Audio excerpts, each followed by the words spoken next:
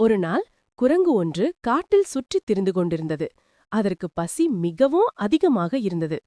ஆஹா, ஏதாவது சாப்பிட கிடைக்குமா என்று குரங்கு நினைத்தது. அப்போது அருகில் இருந்த கிராமத்தில் ஒரு அம்மா அடுப்பில் அப்பம் சுட்டுக் கொண்டிருந்தார். அவர் ஒரு சூடான அப்பத்தை எடுக்கும்போது அப்பம் தவறி கீழே விழுந்தது.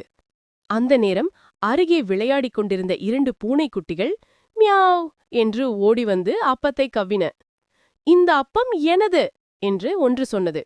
இல்லை, இது எனது என்று மற்றொன்று சண்டை போட்டது. சண்டையிடும்போது அப்பம் 2 துண்டுகளாக உடைந்தது. ஒரு துண்டு பெரியது, மற்றொன்று சிறியது. அதை பார்த்த பூனைக்குட்டிகள் மீண்டும் சண்டையை ஆரம்பித்தன. இது சமமில்லை, எனக்கு பெரிய துண்டு வேண்டும் என்று கூச்சலிட்டன.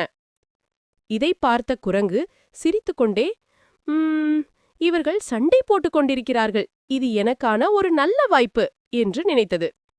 அது பூனைகளிடம், நான் உதவுகிறேன், நான் நியாயம் சொல்லுகிறேன் என்று சொன்னது. பூனைகளும் நம்பி அப்பத்தின் 2 துண்டுகளையும் குரங்கிடம் கொடுத்தன. குரங்கு தந்திரமாக, இது கொஞ்சம் பெரியதாக இருக்கிறது, கொஞ்சம் சாப்பிட்டு சமமாக்குகிறேன் என்று கூறி சாப்பிட்டது. அப்படி சாப்பிட்டு சாப்பிட்டு 2 துண்டுகளும் சிறியதாகிவிட்டன.